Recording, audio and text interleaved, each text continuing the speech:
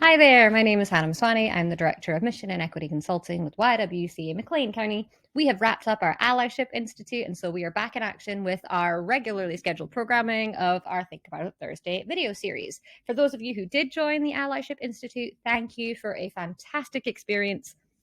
And for those who did join or who might want to join future iterations, be on the lookout for something new coming later on this year. But for this week, we are talking about pink tax. Now, I honestly hadn't heard the term in about a year or so. I kind of foolishly, optimistically thought, maybe this isn't an issue anymore. And whew, was I wrong.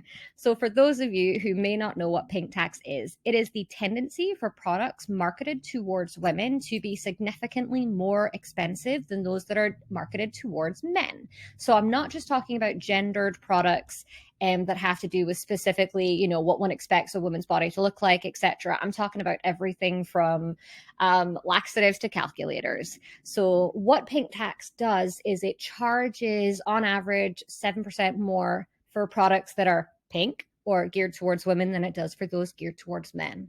I do want to be clear, both as an individual sitting here before you and as YWCA, we do not believe in the gender binary as reductive to, physical anatomy. So when I talk about women, I am including trans women. I am including anyone who does identify as a woman, anyone who does purchase products geared towards women versus the sort of blue, gray, manly men gendered products that we talked a little bit about last week. So pink tax is actually still present in most items. In fact, 42% of the time for any product out there, if there is a man's version and a women's version, again, reducing this conversation to the binary, unfortunately, 42% of the time, the products geared towards women will be more expensive, an average of 7% more expensive, which, all right, I'll give you that. Doesn't sound like the most, but if you found out you were paying more than the person next to you, I'd be a little salty, And that 7% per product adds up to an estimated $1,300 a year. Now, that's a holiday. That's a lot of lattes or avocado toast or whatever else you want to buy with it, right?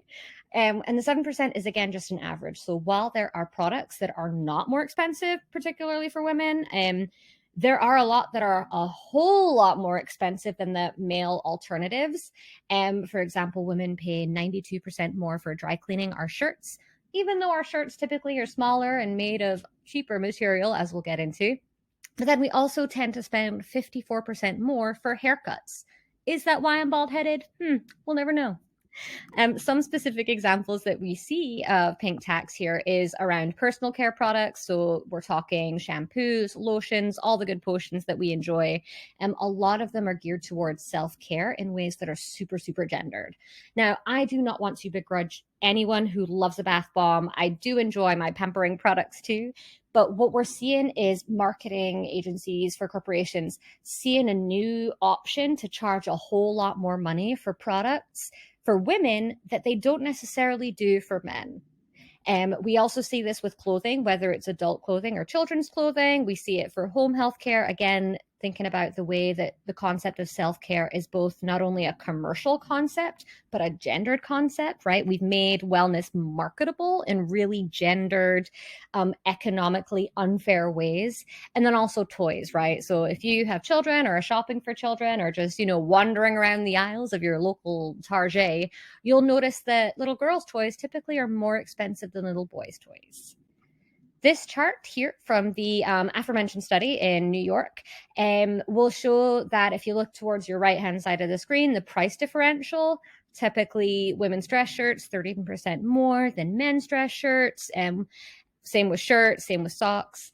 I want to highlight the last column here, or the second last column, excuse me, because I found this really funny. According to this chart, women's underwear, so we're talking, pants, briefs, boxer briefs, whatever you like to wear downstairs, they'll say are 29% cheaper than those for men. Now, for anybody here who identifies as a woman or who has breasts, what is missing from this chart? It's bras.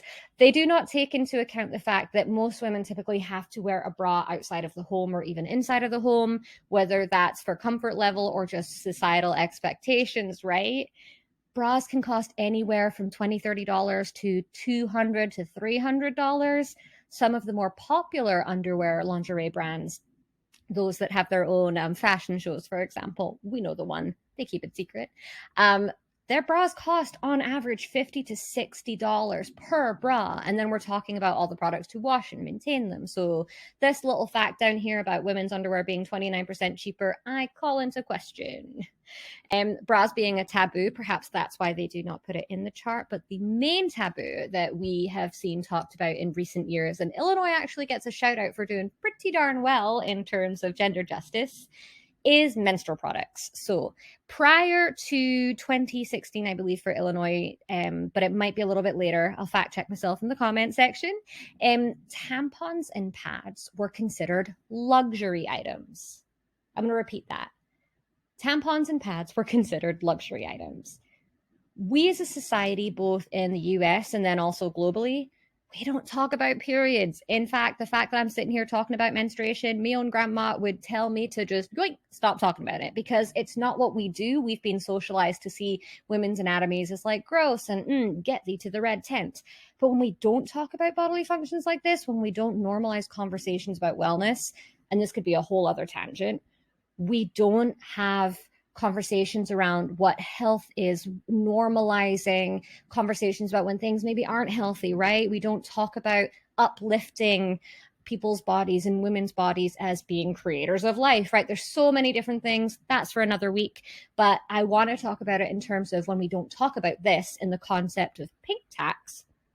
We're not talking about the fact that people are getting charged 6% more tax on a product that quite literally isn't a luxury. If you look up menstrual justice around the world, we'll see that particularly for lower income countries, there is no access to this. We see women across the world who literally cannot leave the house. Girls cannot attend school because they do not have access to pads and tampons. These are a necessity for women and people with vaginas and vulvas to function in society. However, who writes the laws? Mostly men. They consider this to be a luxury item. You can see a fun little chat here from Fusion, a chart, about which states tax tampons. Shout out to Illinois for having changed it and removing the luxury tax to making it a necessity tax. The difference of that, remembering that every little adds up, especially in this economy, we're seeing inflation go wild, talking about that supply chain all day long. In Illinois, luxury items are taxed at 6.25%, whereas necessities are taxed at 1%.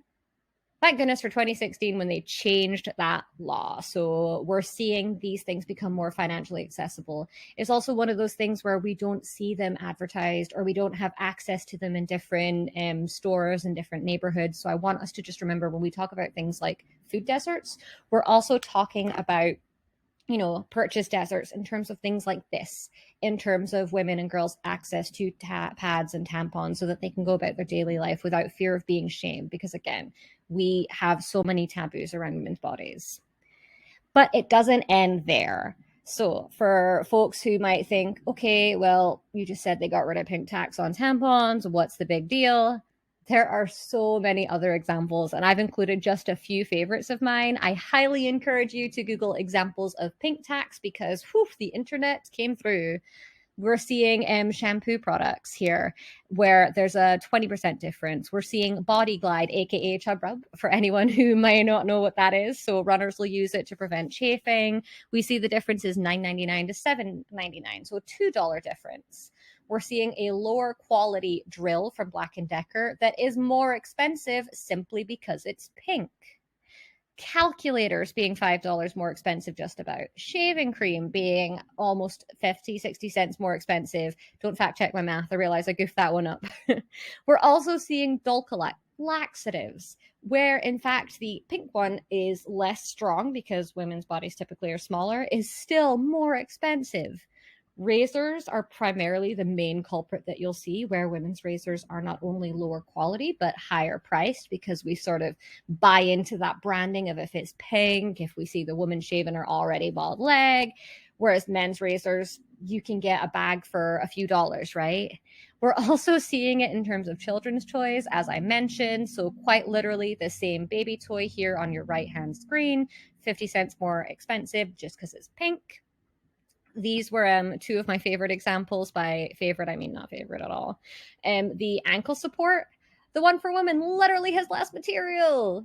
didn't have to be dyed as much, but is here a lot more expensive, right? We're talking more than 7%. And then toothbrushes, again, why is it $11 more expensive? Simply because it's pink. One of the main offenders in terms of pink tax and things being egregiously more expensive is fashion. Now, women tend to fall subject to fast fashion trends more than men do, but we also get lower quality clothes. So our clothes are typically not made as well as gents' clothes. We see the price difference here. Yes, one is on sale, but the gent shirt was $30, whereas the women's was $40, also offered in less colors. Here we see a sort of slightly more progressive company in which, again, it's still $10 more expensive for pretty much the exact same shirt. Less material too, make it make sense.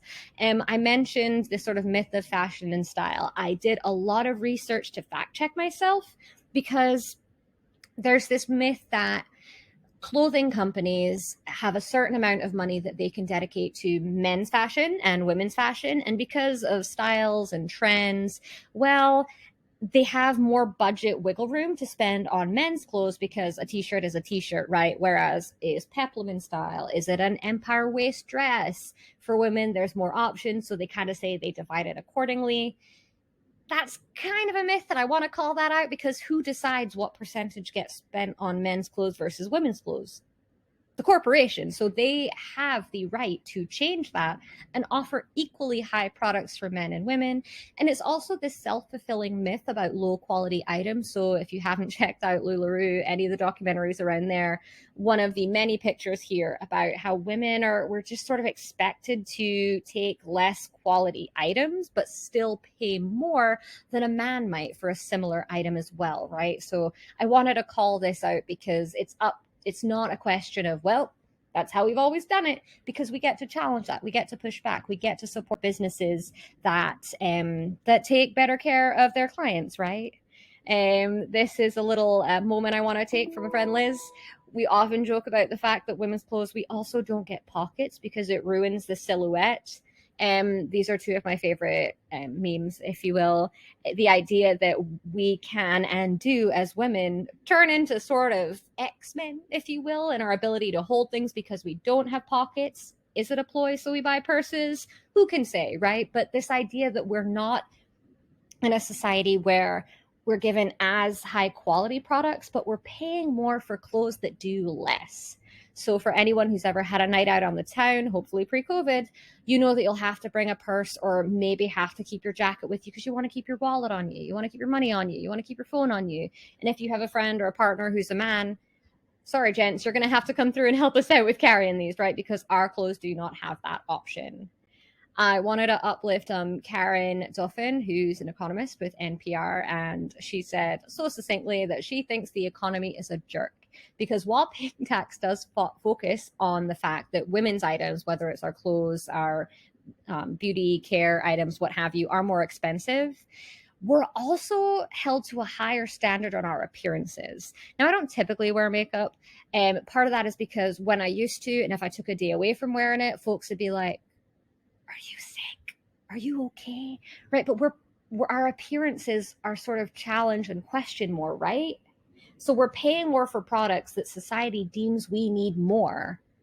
Because if not, then our standards for professionalism and attractiveness and all that other good, not so good sexist stuff comes into play, right? So it's literally just more expensive to be a woman. And then the economy, as Karen Duffin says, being a jerk, is the fact that women are paid less than men. So there's this kind of double bind happening here that I want to address from a gender justice perspective, right? So if white women are only making 79 cents to the dollar of white men, and then Latina women are only making 54 cents to the dollar of white men, we're making less money, but paying more for the products we have. And then because of societal expectations, being expected to pay that money so that we look pleasant enough to be in society, but then also charged with buying those products for our children, managing the home. It's a whole lot, right? And I do want to emphasize again that this isn't just little items like what face lotion you use. Why is face lotion $50? But it's also for bigger ticket items. And the Urban Institute found that women are more likely to be denied mortgages, almost twice as likely, and then charged higher interest rates than their male peers. Any women ever go car shopping alone? and then go car shopping with a gentleman friend or what have you. We see this sexism at every stage of purchase, right? So whether we're buying, razors, whether we're buying houses, there's this sort of innate economic sexism that is built into our society, right? And it's a little bit depressing, right? I mean, none of us are super rich, right? Have you seen the economy? So what can we do? Of course, I will say reduce, reuse, recycle. I'm a fan of thrift stores. Yes, yes, yes. But we're also allowed to have nice things and want nice things. Again, I'm not here to begrudge anyone their self-care habits. If you love an expensive body lotion, live your best life. But we are allowed to use our power of the purse to expect companies to charge similar prices for men's products and women's products, right? It's because men, you also deserve products that make you feel good. Like, this shouldn't be as gendered as it is. For folks who buy razors or who buy shirts or what have you that don't necessarily need to be gendered, I encourage y'all to avoid gendered products. There's any number of items that you can buy from the men's section that will fit you as a woman, whether it's hoodies, what have you. Buy what makes you feel good, right? Where possible, skip fast fashion. There are any number of reasons to not shop at places like Shein or Fashion Nova or what have you that have egregious human labor violating practices, but also just kind of cheap tap for clothing that goes out of style and then also turns to dust after one wear. So try and invest in quality products from companies that do have less gender discrepancies in terms of prices. Support brands that don't overprice women's products as well, so you can kind of get a lay of the land. Ask friends where they shop if you've noticed that they've got sustainable clothing. I'm a fan of places like Duluth, for example, for your basics. There are any number of subscription services nowadays for necessities such as razors that do not offer any differences in price in terms of men's razors versus women's razors, right? Also, women, you are allowed to use men's products. I will admit that a lot of times body lotions and what have you for men will smell like concepts more than flowers or what have you. But sometimes if you into a little bit of that teak wood, that's okay. You can go for it, right? But ultimately, remember that you have the power of the purse, and that while this is a systemic issue, that again, 42% of the time, women's products or products gendered towards women will cost more. You still have the option to buy products that make you feel good and to make informed choices about the products that you purchase, right? And to sort of ask questions where possible of, wait a minute, why is this pair of socks for women flimsier and also $3 more expensive than the more sturdy socks for men? So I encourage y'all to make informed choices, to remember that we as women, women of different races as well, we do not make as much as white men, of men of other races too. So I encourage y'all to keep this conversation going, because taboos let injustices lay undisturbed. So next time you're out shopping, take a little note. Again, I encourage you to look at the different examples, whether it's, mortgage rates for women versus men, or if it's, what kind of lotion you purchase. But pink tax, unfortunately, is very, very real. And so that is why I am happy to be here representing YWCA McLean County, where we get to talk about these things. So that is our topic for this Thursday. I encourage you to think about.